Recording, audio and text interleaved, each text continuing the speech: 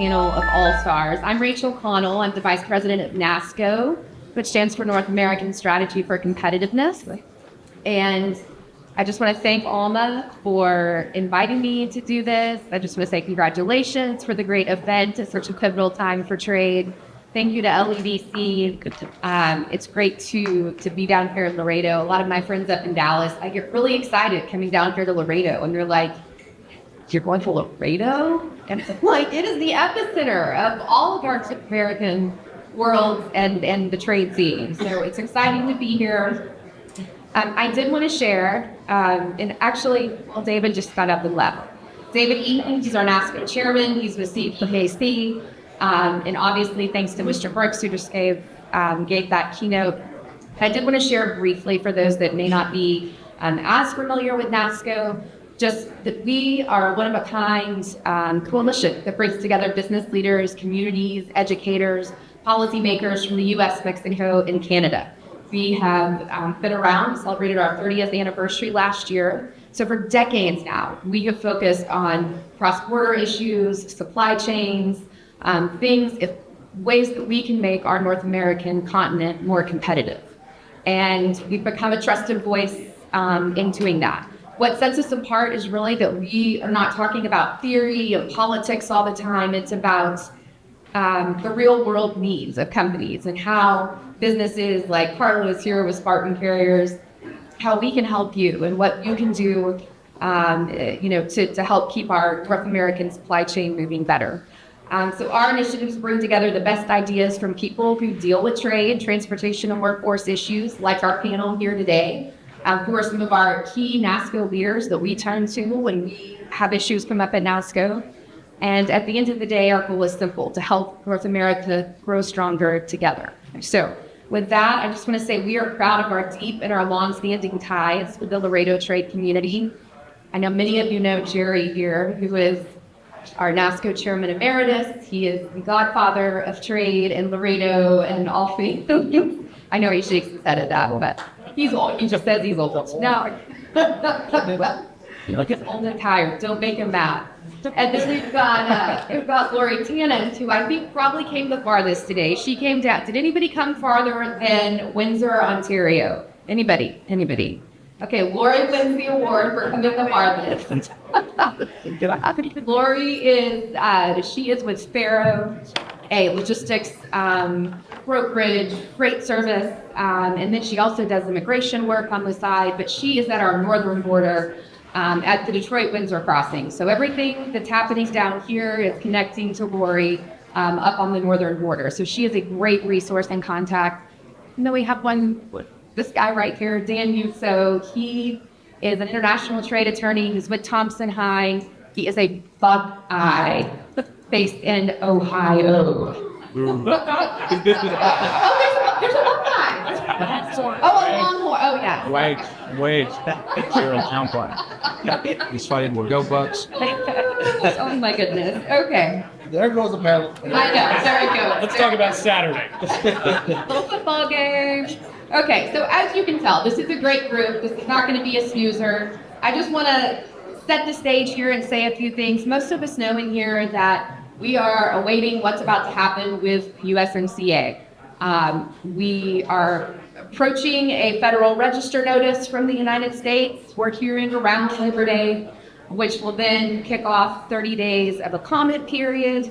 We'll have public hearings in Washington around that, and then what's next with USMCA. So I'm excited to hear from this group, their thoughts, and I'm just going to let them take it away. We have about 45 minutes here. I'd love for Jerry to kind of kick us off. Give us 5 to 10 minutes of your thoughts. This can be 5 minutes of your thoughts, and you can kind of go down the line and then see where we're at. But one question, I guess, to kick things off is, what do you see as the most important issues on the table with the review coming up? What are your thoughts on that? Okay. Well, thank you, Rachel. And I'm going to speak on a different capacity other than being from Laredo and living and working here all of my life. I wear a hat also with the U.S. Chamber and the U.S. Mexico Economic Council, where we are addressing, and I work all our trade policy, not all of it, but primarily with North America. And at the same time, through our experiences of working with the USMCA Economic Council, we are the private sector voice on two basic working groups involving USMCA. That is on, I'm on the working group, co-chair the trade policy working group, and also the customs and trade facilitation working group. In addition to that, the roles that we all play. So what our role is really three basic objectives in regards to USMCA and what's coming up in the review. This is a review. I will continue to talk about it as a review. I don't talk about it as a renegotiation. We're going to be discussing and debating the specific chapters within the review process, which will kick off in October, and we'll be involved in that. In fact, this morning we got word that our efforts begin next week, where we'll begin the dialogue with the committees of jurisdiction of USMCA, the House Ways and Means Committee, and on the Senate side, this is the Finance Committee, the Senate Finance Committee. So the process for all intents and purposes has begun. The process of the review has begun, and the challenges will begin to be addressed by the private sector working with the public sector as we go into the review. The process will begin in October technically, and if you want to get technical, it's 240 days from the anniversary date, which is July 1st. So 2026, so we're working our way back. That's the first October. And so what will we do? Well, we'll be at the table. We will be the private sector working with the negotiating teams from the three countries, and also with what in our country we have ITACs, which is basically these are what they call clearing advisors that are representing several companies, major corporations of America. They're supposed to be the technical folks, the government agency folks with basically United States Trade Representative, and then of course there'll be us, in the private sector side. So I am a free trader. I'm a generation of free traders. Anybody here was not a free trade generation? Raise your hand. Okay. So I say that because the reality is that we've had about 50, 60 years of that generation. So now we have a change. And in 2017, I'll end with this. 2017, there was a book written by a professor from Dartmouth College named Doug Harwood. And if you are really a fan of trade policy, it's a must read. It's only 700 pages. And but the title of the book was Clashing Over Commerce. That was the title, 2017, not today. What are we doing today? We're clashing over commerce. So the vision of folks like that, when you read the book, places the history. And one key thing that happened in that he shares in that book, that I want to plant the seed for my friends here as we discuss it. In history, there were three eras in our history of trade. There were usually about 100 years eras. We're going to be 250 years beyond next year. First era, in regards of tariffs. We lived with tariffs, and the reason for the tariffs were to generate revenue. The second era, that was from 1790 to about 1840. The second era was 1840 to the 1930s, and that was an era of restriction, where we had high tariffs, 50% or higher. And then the third era is the one we're leading in right now, just reciprocity. So the three R's: revenue, restriction, and reciprocity. And that's where we're in right now. I'll kick off our discussion today, today's panel, as we address the issue of reciprocity in today's environment and what we face as we go into the future. Okay. Thank you, Jerry. So Jerry is in the, we're not renegotiating. No, I'm not.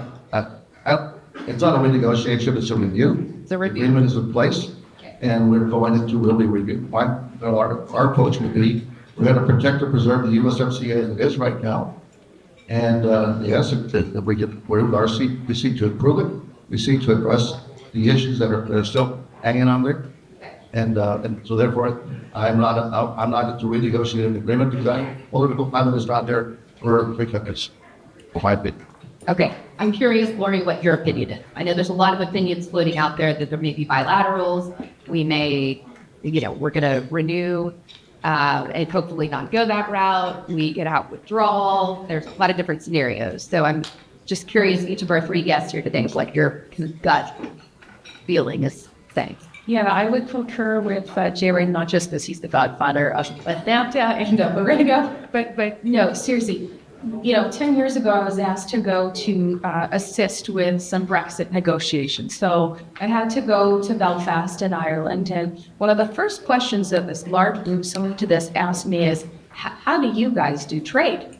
How do you do it so well? And I said, what are you talking about? I wasn't sure about the nature. I wasn't sure if they meant, Farrow, Laurie, and they said, we want to understand how North America trades so seamlessly even after 9/11, even after these national security events, even after these tensions and these disruptions and these change of government administrations in all countries. How do you guys do it so well? We want to learn from you.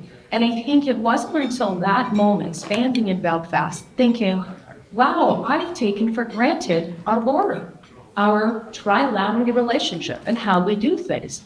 And so, on that note, I'll say, I think it's going to be a review. What we have here is too valuable to be put at risk right now into a renegotiation. And I don't think that we have the appetite, not in any country. So I definitely concur with Jared. The writers. Dan.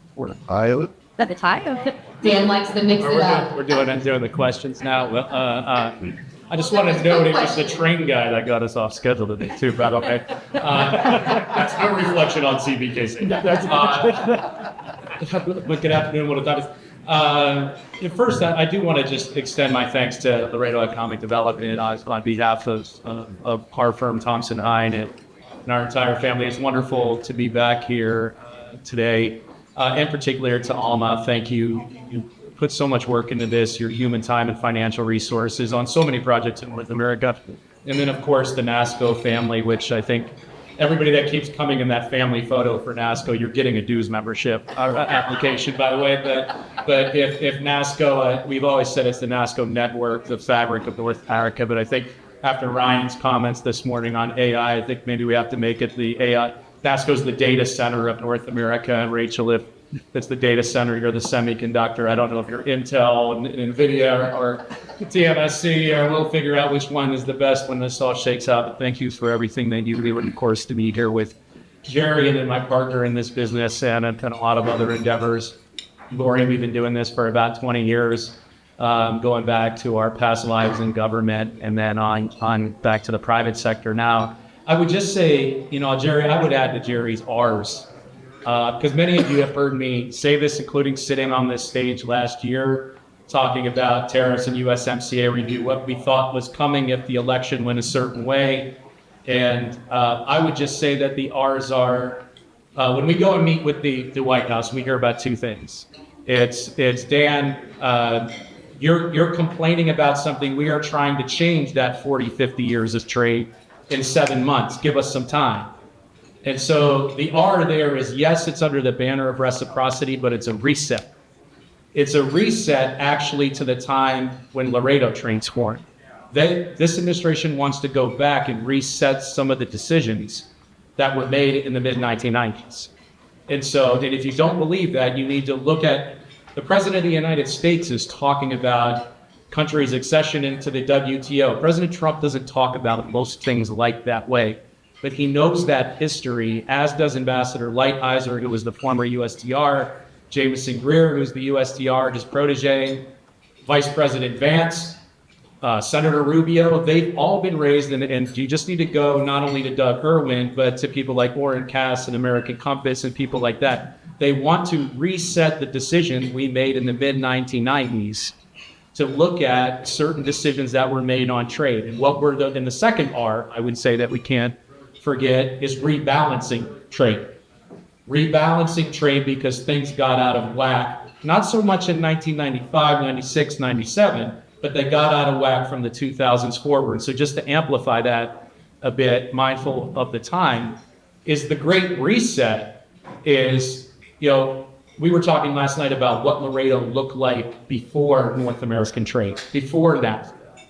Well, those of us that grew up in Windsor, where Laurie's from, or Warren, Ohio, where Gene and I are from, we remember what those communities looked like before North American trade, when we had 4 working steel mills, Delphi Backward Electric, Wardstown General Motors, none of which are there anymore, right? And we have to understand that that's a huge part of the political constituency in the United States. Now, was NAFTA the cause of that? Probably not, right? I grew up working in steel, right? I can tell you that there's some things, and Laurie in Windsor can tell you there's some things that go on in those communities that caused some of this as well. But here's the thing, and I'll just be very brief.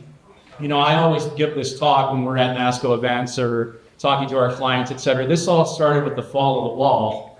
That's when our real trade policy started. So the U.S. has 14 trade deals with 20 countries. Obviously, some have more than one, right? And our first was with Israel in 1985.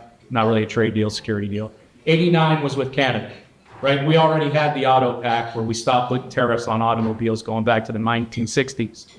But with Canada, that was a trade deal to reduce tariffs because it didn't make sense when you're having the integrated economy to put tariffs on. But at the same time, Canada and the United States aren't competing on labor and environmental standards, right? And then what did we do a few years later? NAFTA, right? Well, there's a different dynamic there. We all know that, right? We're competing on labor and environmental in some ways, right? And then I lived in Luxembourg in the mid-1990s at the zenith of the European integration movement. Europe was doing the same thing. It's one thing if it's France and Germany and the UK. It's another thing when you start saying, let's let Italy, Spain, Greece, et cetera, and they're still struggling with that challenge. And very quickly, the rest of the Eastern Bloc, right? But at the very time that we started to see communities like where we grew up, Laredo's benefiting, Warren, Ohio is not.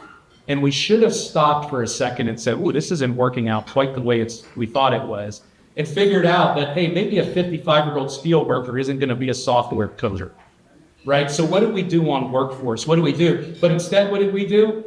We put our foot on the gas and opened it up to the rest of the Asia Pacific and everybody else. So I think sometimes when we get into this USMCA discussion, we're having that discussion, right? And we're talking about, does it make sense? Now, let me be very clear. It makes absolutely no sense when I was coming out of high school and going to college that I would go get paid $24 an hour to make piecemeal wire harnesses, that I could hit my quota in 3 hours of an 8-hour shift, but I was still getting paid for 8 hours. That made absolutely no sense. That's not economic competitiveness. The question is, what do you do with that? But that's not what this administration is talking about. So we have this discussion in panels like this and our clients, and we go in and we talk about all the jobs we create, and all the trade and all the investment, all of these things. That's not what we're talking about in Washington right now. What we're talking about is what happened after that. And it's China. And it's China. And it's China. And when we let China in, China doesn't want to be our trading partner. They don't want to have US and Canadian and Mexican manufactured goods in their economy. They want to manufacture everything there else. That is the stated policy of the CCP. No self-sufficient manufacturing. And what they did is the grand bargain was our companies all went there, started manufacturing there, and we gave the IP up, and now they're turning it around. Right now on the semiconductor issue, fast forward to today. So Motorola went in. Remember all of us, I thought I was pretty cool in 2001 when I was working at a law firm and got my first flip phone. The Motorola StarTAC black phone, man, I thought I was bad. I thought it was nothing like a counsel rolling around with that thing. How many of you are carrying a Motorola phone right now? They built their entire supply chain in China. It's gone. What is it? It's Huawei. Huawei is Motorola. That entire supply chain that Motorola built is Huawei. And right now, we are in this debate as to whether we should allow NVIDIA to send semiconductors, the new 2.0 semiconductors over to China so that they get hooked on ours, which is exactly what we did with encryption back in the 2000s. Let China build its economy around our semiconductors. China right now is not letting anybody, that's why NVIDIA is talking yesterday a little bit on earnings, because who's now building that? China says you can't import NVIDIA chips right now. So who's doing that? Right now, Huawei. Huawei is going to be the people that are not. So we actually built the company that we're competing against. Ask Apple. Apple right now built an entire supply chain for its phone. I was shocked because the Apple numbers were going down and then they went back up in July. I was like, why does iPhone's sales going back up? Because right now, only the 4 companies that built the iPhone in China, they've now branched off and made their own phones. That's all that's allowed to be used in China. The iPhone is now selling in China because it's selling at a 90% discount. Because it's a fire sale as they move out to India, right? So here's the point of this is, the point of the discussion is though, we're talking about North American trade, right? But what the White House is talking about is what are you doing, Canada and Mexico, to stop that problem? And if we're not opening the conversation with transshipment, that's why you're seeing President Sheinbaum in just a few weeks in her budget will have tariffs on electric vehicles. I sat here last year and said it's a mistake for you guys to let BYD into Mexico. It would be a huge mistake. Sure enough, right? It opened the door because now the United States doesn't trust what's coming in through those supply chains. So right now we got to do something on transshipment and have that conversation. That's why you're going to see tariffs on EVs. You're going to see tariffs on Chinese steel. You're going to see all of this because the U.S. position right now is very simple. We don't trust you to do it on your own, so you're getting a tariff until we see you. Until we see you put the same tariffs we have, then we're going to put tariffs on you. That's the deal. That's the rebalancing. It's steel and aluminum, copper, automotive. You can go down the list. Now we've just added wind turbines. We got pharmaceuticals, et cetera, et cetera, et cetera, et cetera, et cetera. So and the deal is right now, you're going to have tariffs until you do exactly what we did. No backdoors into the United States. And the question for all of us in the private sector is, do you restructure during this time of uncertainty, or do you wait? Do you wait this out another 6-8 months and think if the political tides will turn? And I'll just say this, if you think it's going to change when the Democrats come in office, good luck. Good luck with that. So that's the world we're living in right now. So we can talk all day when we're blue in the face about dairy in Canada. We can talk about this, but unless the conversation's open with, here's what Mexico and Canada are doing to stop Chinese sourced goods, and here's what we're doing to assist on critical minerals and those kind of things, the conversation's over. It's a non-starter. So, and then we'll get to Golden Dome missile defense. Then we'll get to how many cartel members need to be arrested. But that's where we are right now. If we're not having that conversation, they're not listening. Jerry, you're in there all the time. I'm in there all the time. I'll tell you, that's what we have to do. And if we want like an exemption, like, can we please get that piece of X that we just can't get in the United States? We will not. You know, the next question out of their mouth is, how much are you going to invest in the United States to build a plant here that's going to make that? We'll give you 2 years to keep putting that in here, but because we don't make that here anymore. That's our argument. We don't make that here. Well, what are you going to do to start making it here? We'll give you 2 years, and you better come in here with an investment project. So that's what we're doing.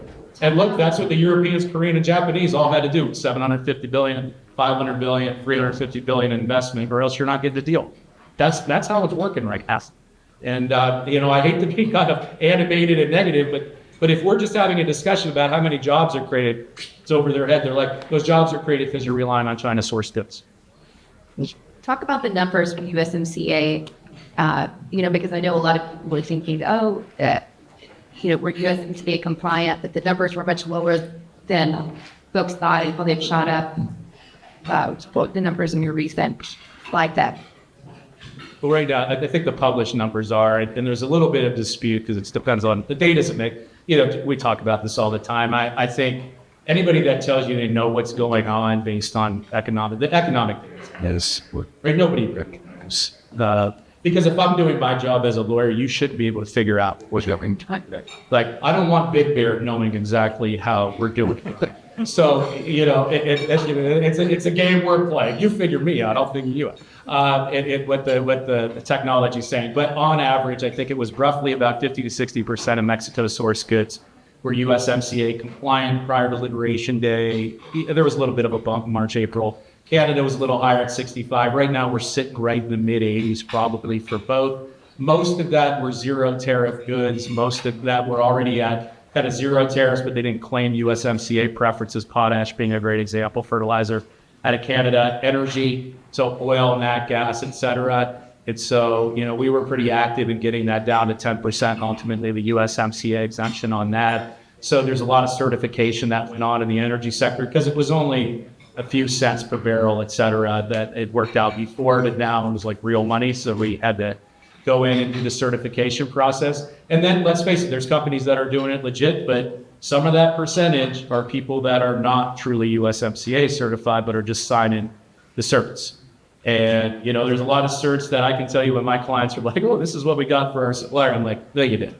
Like, we're going back and going like a big small song, and we're going to know who our supplier is, right? And so that's what we're going to check on that. But, you know, so, and I just have to think, you know, we got our friends from CBP, former CBP in here. As soon as you see a company change its HS code, or all of a sudden certify something that was not USMCA certified for years, and it's magically certified now that there's a 25 or 35% tariff, I'm fairly confident the advanced targeting systems are going to flag that, right? So you're going to see a flurry of CF-28s already go out to companies. And I'll just end on that point. I see Jerry itching to get in here.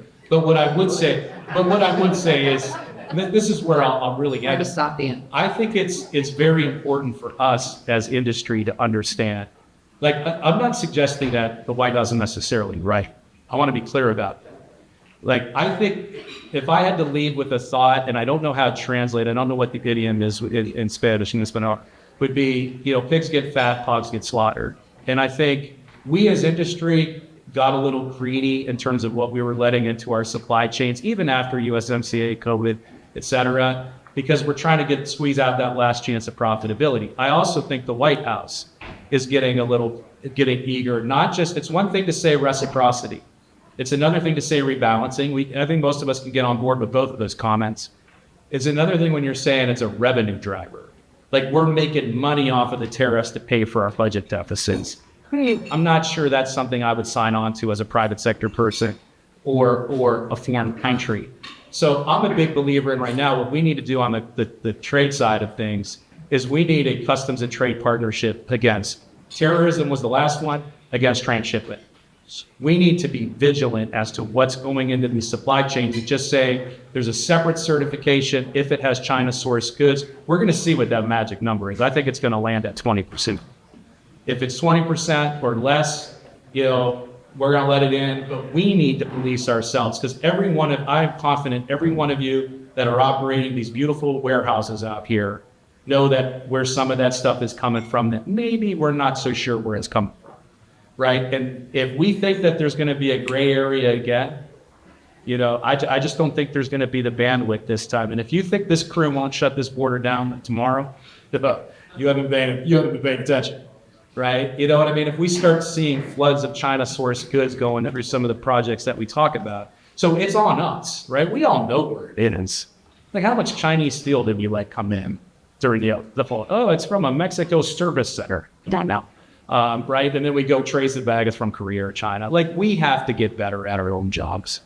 And that's just a call to action within the family here, because I think if we kind of keep looking the other way, it's going to come back and bite us during this review. Any questions? Running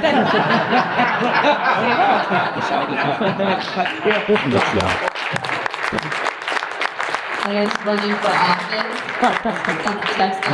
I have to jump in. We negotiated that last night, didn't we? Yeah.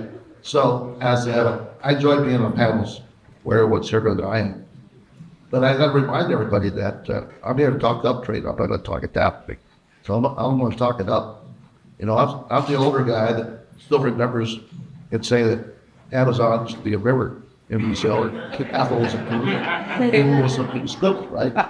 So a lot has happened since those three companies, American, Ingenuity, and Innovation, whatever you know. And a lot of it's going to come out of this room too when we talk about supply chain equity and capacity and capabilities come from individuals that are the stakeholders that need to be engaged. And I want to focus on the word engagement, being part of the process. You know, and it's not I got to run back. But it's not, you know, when I go out there and talk about trade and deliver the message of what my customers are doing as their banker, what impacts them that are doing business with Mexico and Canada, that message really is what I take to Washington and to Ottawa and believe it or not, to Mexico City. But I also got to take it to Austin, you know, and other state capitals that are also key states that have a vested interest in Trade Symposium, Texas, being the largest export state in the nation, and where Mexico also is the number one trade partner for Texas. Those things also need to resonate. There's another R, resonate. And in our particular case on border, I'll throw another R, resiliency. The definition of resiliency is the capacity to overcome obstacles. That's what we are down here, down in the woods. We don't, what I say is that, how about if the government takes a pause and shuts up for 30 days? Canada and US Mexico just shut. And let the private sector show you what we can do. And look at those outcomes. Because at the end of the day, for us, the obstacle, and I'll say it with all due respect to all of our folks in the public sector, for the private sector, government is the one that interferes in my business and my ability to deliver the best consumer product at the best competitive price. So for us, it's constantly having to educate members of Congress and in three governments, right? In part, in your particular case, Canada, would be out Mexico, and the dialogue and the rhetoric, it's really, gosh, what do you watch on TV right now? Turn on the news. Half of it is comedy, half of it is drama. And then we've got to be at the table versus being on the menu. And therefore, we got to be engaged and involved, everyone in this room, everyone in the private sector, working in partnership with the public sector to tell the right story of what the impact of what it truly is a balanced trade that benefits the key sectors of your country, the jobs in your country, okay? And also the fundamental part, which would be hearing more about national security of our countries. And that includes economic security as well. Yeah, I agree with Jerry. But before I follow up on the point to Rachel's earlier point, this is my first time here in Laredo. I speak at these things. I have for the last 20 years, and I'm not nervous. I'm nervous today because I have my sons in the audience at the back, Zach and Nick. When I told them that I was coming to Laredo, they said, we want to come to Laredo. We've always wanted to come to Laredo. So we've got some very happy people to be here. We have been received so warmly. You guys have really welcomed us so graciously. And I thank you for that. And one of the things that we noticed when we went on a tour to the Farrow Kuele facility, new 400,000 square foot facility and industrial park here, beautiful. But my sons, pointed out, this kind of feels like Windsor with all these warehouses, with all these trucks. This feels like a sister city in a way to us, right? And what I think about, so I was a customs and immigration officer with the Canada Border Services Agency for almost 8 years before I became an attorney.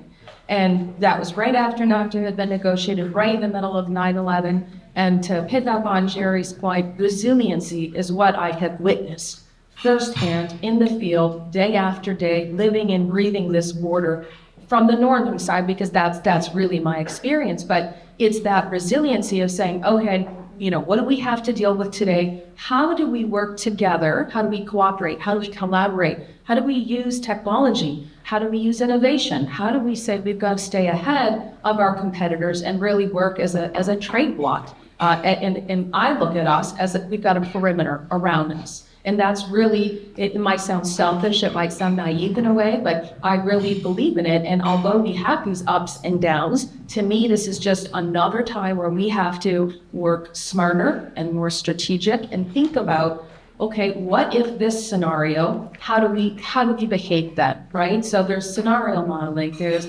fintech, we have tools available to us in this industry that I think we maybe don't take full advantage of that could really help us get through these tense times, the review, the reset, whatever it might be. And again, I don't mean to sound naive or like a Pollyanna, but I've seen it work. I've seen it work time and time again across clients, across industries, across borders. So, I want to leave on that happy note.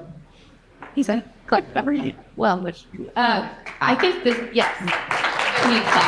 I guess it just basically a great idea. We were talking about that with Counsel LaRoche and a few others, that Windsor and Laredo, I don't know where the city of Laredo is in here, but City of Laredo and City of Windsor should do a border sister cities. There's so many commonalities, so many regs. That was the trade.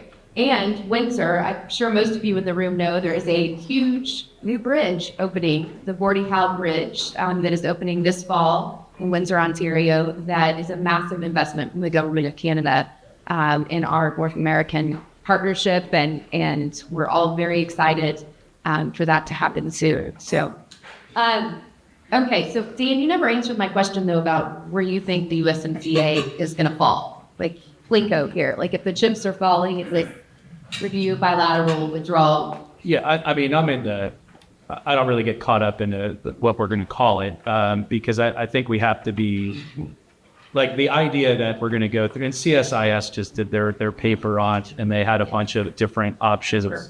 But option number one is we just get to July 1st is the day it's supposed to be done by. So you would say June 30th, where we just say, yeah, just go ahead and renew it for another 16 years. Like that is the lowest likely scenario. Like that is not going to happen. The question is, we already have 500 groups. It's just not for the people out there that are kind of anti-Trump. And I just want to be clear, I'm not a Republican or Democrat. It's, I'm a middle of the road guy. I work with both teams, raise a lot of money for both teams in the United States. But what I will say is the 500 organizations that submitted comments already about what they wanted to see in the USMCA review were not just like your MAGA groups. It was labor, it was environmental groups, it public citizen, et cetera, that are saying these are the changes that they want to see. Most of those were targeted toward labor in Mexico. But so there's going to be a lot of domestic pressure in the U.S. to make changes to the agreement beyond just what we normally talk about on steel and aluminum, autos, et cetera. Because the fact is, most of the things like the Trump administration wanted in USMCA, they basically got already through the Section 232 tariffs on steel and aluminum, on autos, copper, et cetera. So I don't think there's much to be here. Here's where I think we're going to land is hopefully that we'll keep a trilateral deal. There was a little bit of, the language out of the White House was we are not committed to a trilateral deal. Basically, we're going to play Mexico and Canada off each other, and Canada took the bait, right, and started talking about two deals, right? I don't think that helps anybody to have two different deals between the United States and Canada, one for Mexico. You need a trilateral deal. That's the nature of our supply chain. So I think we'll land there. It's a question how bumpy it's going to be. I will guarantee we're going to open, as Jerry said, we're going to start this comment period, which was planned. You're going to see that in the next couple of days, as you touched on. We're going to have our hearings in 30 days, October, November. And then you're going to see the president ask Mexico and Canada for things that they may not want to give. And then if they don't give them, you're going to see you're on the clock for 6 months. Withdrawal notice. The threat will be out there, right? I don't think they actually want to withdraw from the USMCA, but you squeeze out. It's the USMCA squeeze. They'll squeeze out as many concessions as they can. And I mean, if you watch this administration, I mean, you know how they negotiate. They will go down to the wire on the clock, and they will squeeze out every last concession. And the thing to look out for, the president has a tell. He has a couple of tells. If he's going to meet with the foreign leader or the foreign leader's coming to meet with them and he says, our friends in Europe, oh, she's a great woman, or she's a tough, or something like that, that's usually when he's about to cut a deal. Right? Like before that, it'll be like, oh, they're cheating us. They're screwing. All of a sudden you'll hear, oh, they're a great leader, or they're a nice person, or those kind of things. And then all of a sudden you're like, now he's squeezed out every last concession he wants. Like now he's setting the table where I'm going to make. So I just don't know, is that going to be December? Is that going to be February? Is that going to be March? And my fear for all of us that operate this environment, how long can we keep 50% tariffs on steel and aluminum? That the drag that is on our economy is significant right now, in my view. And I think how long can we live with kind of that uncertainty where 80% of our goods, 85% are reliant on that USMCA exemption, right? When you have a number like 85% of our goods are either going to be 0 or 25% or 35% in Canada. And it's like, well, USMCA just became the most valuable trade agreement in the world. Right? So why wouldn't you use that as leverage? I'm not endorsing it. I'm just saying, like, if you're a negotiator, you'd be like, hey, give me what I want on dairy Canada, which Laurie knows better than anybody how tough of a give that is. Give me that. Go arrest some more cartels. presentation, among other issues, right? Like, we'll squeeze all of that out of you, or that valuable piece of property, I'm triggering the 6-month withdrawal. So, and right now Congress is really quiet, but I just don't know how active they're going to be on that, because it puts them in a tough spot. If I'm a member of Congress and the president's going to go, when they meet with them, they're going to say, no, what we're asking them to do is stop fentanyl. Do you want to be the member of Congress getting out there saying, yeah, you know what, I'm cool with like fighting fentanyl, right? And then if you get into the facts, how much is coming in, you've already lost the argument. So I just think that's where we're going to be. It's going to be a very bumpy ride, in my opinion. Does anybody want to touch on the difference in Canada versus Mexico diplomacy and working with the Trump administration? Laurie. No, the style of one versus What the happened in other. Canada, Laurie? No, 51st state. no capacity. My bet's on my negotiator, my guy. My bet's on my guy. Look, I'm a banker. I negotiate loans. We negotiate loans all the time, right, guys? You take on risk. You got a businessman, you got a PhD in like environmental engineering, and you got a banker, simple banker that you got. And you bet that the three were in the same room. One say, who's going to come on ahead? At the end, we're problem solvers. We're going to solve. We're going to get to this. And there's a reason why the November 1 date was set for the 90-day extension, not a 60-day extension, not a 120-day extension, but a 90-day extension that takes us to November 1. You got to look at the dates. You got to look at the timing. And you got to look at, this. Everybody's trying to figure out what President Trump's doing. Not only the President Trump's, both of us have to do a particular day at the end of the day. So was the last person who spoke to him. And I understand that. I get it. And I'm a supporter. I am. I'm not a middle guy. I know where I stand, and doesn't mean I don't agree with everything. But the fact is that we really, in regards to these agreements that we're in, whatever country it is, you need to pull back eventually and do. Not wait 6 years to do a review. We're going to review. We're going to review for 6 years. Yep. And in 6 years, a lot of things have happened. In 5 years, a lot of things have happened. Some for the better, some are not for the better. And things are changing globally as well. And that's what we need to look at. But I still feel firm that we're stronger together, Canada, U.S., and Mexico, to compete globally than we are divided. So therefore, together we will overcome all the obstacles that we have amongst ourselves in order to compete against China and compete against Europe. And at the end, my view is, I would like, we're in the world order of Trump tariffs. It's a negotiating weapon, and we're going to continue to be that way. I would like to see zero, but I'm practical. The lower, the better. Definitely lower than China. Definitely lower than Europe. Okay? And I think we will get there with the dialogue and the discussion. We have the right people. And it's us, the private sector, the companies are going to be out there at the forefront, and we will prevail. We will be resilient, and we will overcome every obstacle that we will see placed before us. And I think, though, that's the biggest challenge we have right now. And we were talking about this, and Laurie and I talked about this at length, is the challenge we have right now is the deals that have been cut with the EU, Korea, and Japan. Right, because we started this as North America with Canada and Mexico having the most privileged access in the United States. That may not be true right now across across a broad spectrum, autos in particular. If autos are 15%, and all of a sudden North American-made automobiles have to do, basically the new rules on autos work out to be roughly 12.5%, and then you throw in all of the tariffs on the inputs that are coming in on 232. You've made it a disadvantage for North American manufacturing. And so I think if, when you're talking about engagement, Jerry, I want to be clear, we have to fight at all costs to keep the USMCA exemption and USMCA. But my issue is the tactics that we deploy. The tactics that we deploy as North America have to be, A, we're doing something on transshipment. And that means the respective governments have to step up. And you've seen Canada has Canada started this in a much better position, I think, than Mexico on transshipment. They had tariffs on EVs, and their NOLA fund was hit on that. And then Canada put, and just recently has put basically the same tariff regime on steel, on Chinese steel that the rest of the world has, that the United States has.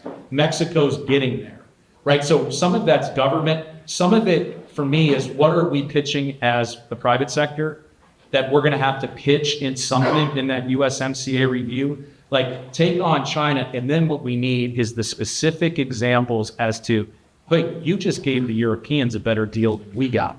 Like, we're creating jobs in the United States. We have facilities there, and you just made it less advantageous for us to do this in North America, where this is what USMCA was all about. This is ally shoring with teeth.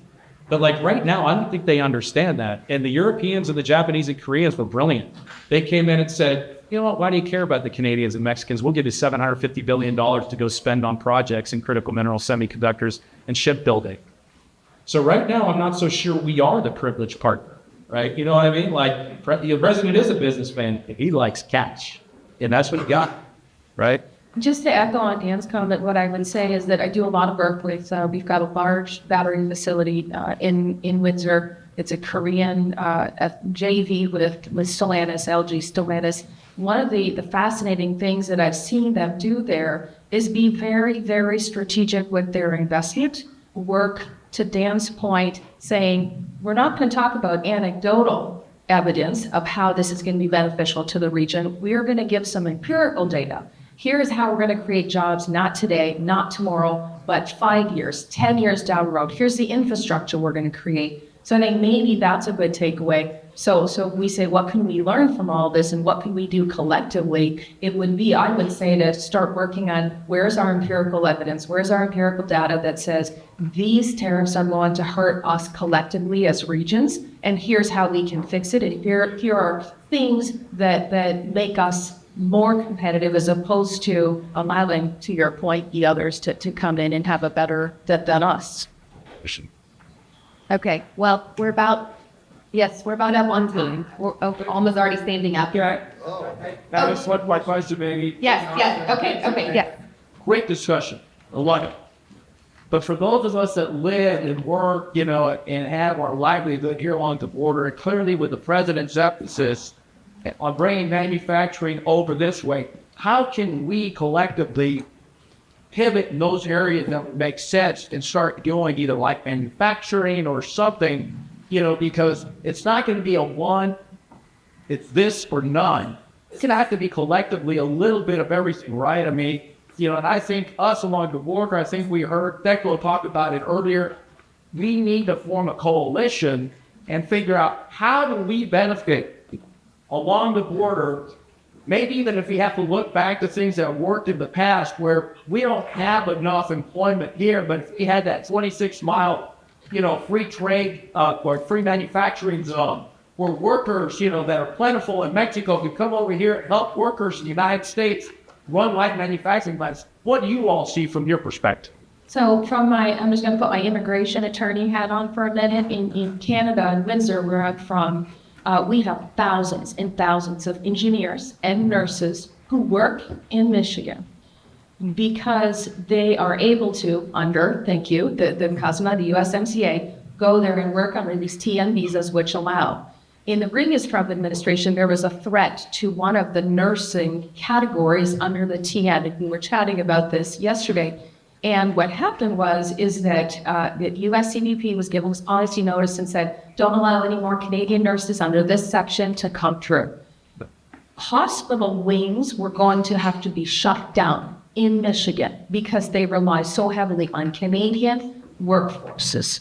So we did exactly what you're saying. We got all together, the hospitals on the US side, the nursing, everybody got together and we just started putting so much pressure to say, you don't understand what happens here on the border. That's great up here at a policy level, but we're living and breathing this every day. We've got to get these people back and forth. So one of the things with this battery facility, I keep getting asked by the unions, by the different manufacturing facilities, is how do we learn from this And one of the things that we're doing is we're starting to work with our colleges, our universities, to try and train our youth to say, okay, wait a second, what are they doing in Asia, Korea, Japan? They're teaching from a very young age, PLC, program logic control, human machine interface. They're learning this at my son's ages in their early 20s. And so if somebody were to say to me, how do we become resilient and how do we keep our workforce going? We have to be nimble and we have to be flexible to say, okay, maybe we've done it like this before. We have a huge tool and mold industry in Windsor as well. Okay, so if we're not just going to be working on CAD CAM, we're not just going to be working on these older technologies, maybe we can start to explore and to examine other technologies that would help us and say, here is something we can do, to your point, like manufacturing small auto parts, or transfer those advanced skills into other sectors. Yeah, and I would just say, though,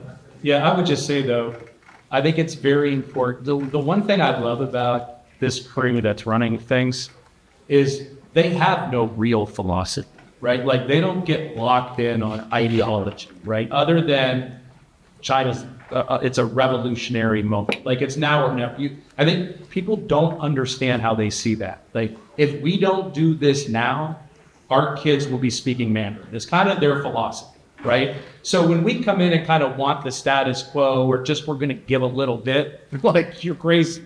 Like we want to see a complete transformation. So in my view, but I do think where we get caught up is when we talk about policy and politics and we're not talking about projects and people.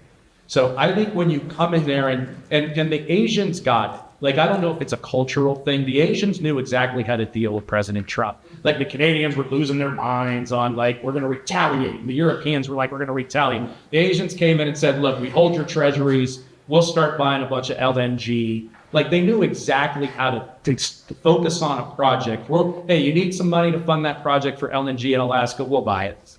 You know, and because as Canada, we're your best friend, one of your best friends, like Mexico, and we felt like we got slapped in the face, so that's why we retaliated. It's emotional. But if you know Canadians, they're cheap. If you have any Canadian friends, they're cheap. And so they didn't give us any no. No, but actually Canadian pension funds, and I think that's the comical part, though, is the Canadian pension funds invest like $1.1 trillion in the United States. And we're getting all excited about $350 billion from Korea. So, you know, and like I said, Canada had done all the things. And I think, look, I agree with what was said last night by the speakers. There would not have been a NAFTA without Gerald Schwebel. I can tell you as somebody that was there would not have been a USMCA without Gerald Schwebel, without Laredo, without Texas, without TAB. And I just think it's amazing without Texas and Arizona. Now Glenn Hammer is over here on this team. Like that's the only reason there's a USMCA. Like, don't kid yourself. That thing's gone the last time around. And it took a lot of groundwork. And where I'm frustrated is that kind of, to me, USMCA was supposed to be the ground rule for everybody else, right? Everybody else was supposed to follow. It's just when we kind of started letting the EV issues happen and the solar issues happen, it looked like the back door was open again. And I think that's where we have to, so to your point, what I would gather together is pick a project that doesn't have Chinese stuff in it. And, you know, and has as little migration undocumented as possible, and go sell that to them. Because if they see money, they'll latch onto it. I got to tell you, I know we're recording. It's my last day, by the way, at my law firm. So let me tell you what the hell else I've been. I'm going in the house. And you are going to go as well. That's just funny. Some character. Dan, great. All the team, great discussion. I agree. No. Certainly, I represent the manufacturing industry in Mexico. Okay, you talk about transshipping. We have been monitoring that. Please define transshipping, because we use inputs that we transform and get into products that comply with the USMCA rule of origin. That cannot be called transshipment. It's not what we're looking for. We got to call it that way. Great. I think it's the defining question. It brings up a very valid point. Don't assume that we got people in Washington that know exactly what they're doing. Okay? And I that's the beauty about the private sector. So, but it's incumbent upon us to explain and to educate those folks that perhaps what they're thinking is not correct. And that's what we spend a lot of time doing. And like I said, I'm not a tariff guy. I believe a tariff is a tax, and I think eventually we're all going to pay for it. Like we all pay for inflation. We all, and at the end, the consumer is going to determine which way the politics of this country goes out. Whether you're going to say that's not the wrong person, the lead is it, and we're going the wrong path, and we'll switch gears. So it's incumbent upon us when we throw out some of these terms that are out there. People, you go to Washington and you're sitting in front of a might be a 28, 30-year-old guy and the staff of a senator trying to tell me how the board works, and I want to slap him silly, and he's never been to the board. Maybe the one I got drunk, but Laredo got. But those are the kind of things, the realities that you face and tell me the stories. So, and you do it in the back rooms, and you do it in the halls of Congress, and you do it when you're wining and dining a senator, or when we bring, congressional delegations to the border, which we need to do more. And some of you that want to, you have to get involved in the political arena, because the reality is bad politics will lead to bad business. So it's incumbent upon us, again, to be part of the process, educate, make sure we have the right people elected, let up your pocketbooks, because that's what happens in every single country, and get engaged and be involved. I just cannot say that enough. I choose to be vocal. I choose not to be silent. I'm not a silent person, because it's incumbent. Nobody knows my business better than I did, and I can explain it a lot better. And I go to Washington telling even our trade associations, that they don't know what they're talking about sometimes. So don't rely on that. It's incumbent upon us to go tell and educate constantly those decision makers. I will say on transshipment, though, I think this is the most important issue to watch over the next 90 days, is because if you know the United States Trade Representative Jamison Greer, this is his thing.